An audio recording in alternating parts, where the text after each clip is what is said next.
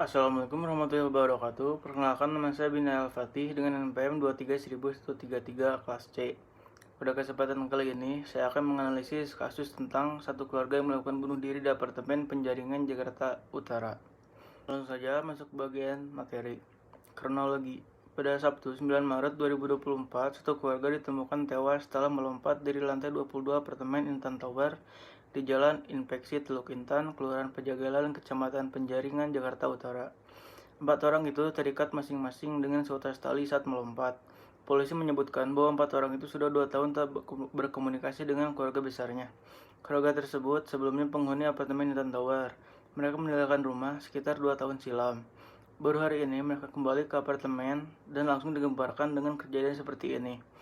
Tim Inavis mengidentifikasi keempat orang itu mengalami luka parah di bagian belakang kepala.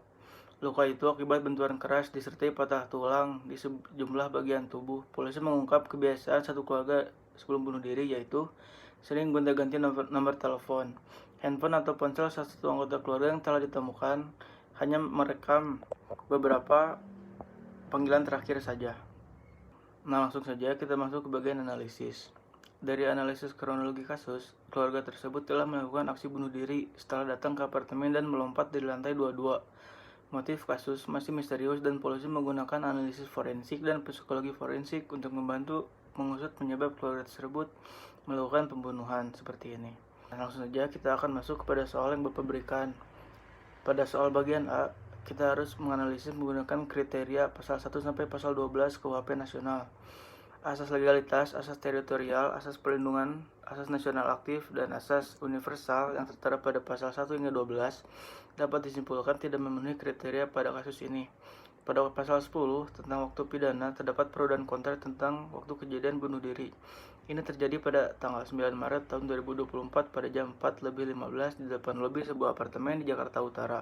Kriteria pasal yang tertera untuk pada kasus ini masih belum bisa disimpulkan karena kasus ini belum ada atau bahkan dipastikan tidak ada pelaku konkret yang mendapatkan hukuman pidana karena tidak adanya subjek hukum yang bisa dipertanggungjawabkan.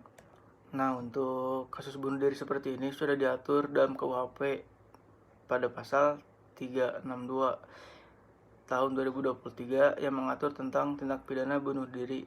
Pada pasal ini menyebutkan bahwa orang yang mendorong, menolong, atau memberi sarana untuk seseorang bunuh diri dapat dipidana. Pasal ini juga menyebutkan sanksi terkait kasus bunuh diri, yaitu pidana paling lama 4 tahun. Ada beberapa kejanggalan untuk melihat hukum yang berlaku pada kasus seperti ini. Sang ayah sebelum melakukan bunuh diri dengan keluarganya sempat mengecup kening sang anak dan juga mengikatkan diri berserta keluarga untuk loncat dari lantai 22. Jika sang ayah masih hidup, mungkin saja bisa dikenakan pasal 362 KUHP. Dan pada akhirnya, kasus ini pun masih diselidiki oleh tim forensik serta kepolisian untuk mengusut lebih jauh apa penyebab dibalik semua ini. Nah, untuk kasus seperti ini, di pasal 362 disebutkan bahwa yang mendorong, menolong, atau memberi sarana untuk seseorang bunuh diri dapat dipidana. Nah, yang jadi masalah adalah kasus ini sang ayah juga ikut melakukan bunuh diri, jadi semua pasal tidak akan berlaku atau gugur. Kita masuk ke bagian B, tindak pidana dan kualifikasi tindak pidana berdasarkan buku 2 KUHP. Jenis tindak pidana dan kualifikasi tindak pidana berdasarkan buku 2 tentang kasus ini adalah yaitu bunuh diri atau suicidium. Tindak pidana bunuh diri terdiri dari tindak pidana yang ditetapkan dalam pasal 362 KUHP. Kualifikasi tindak pidana bunuh diri terdiri dari beberapa faktor, seperti 1. Tindakan dilakukan dengan tujuan mengakhiri hidup sendiri. Tindakan dilakukan dengan cara yang tertulis dalam buku 2 KUHP, seperti melompat dari sebuah bangunan atau melakukan tindakan yang mengakibatkan kehilangan hidup.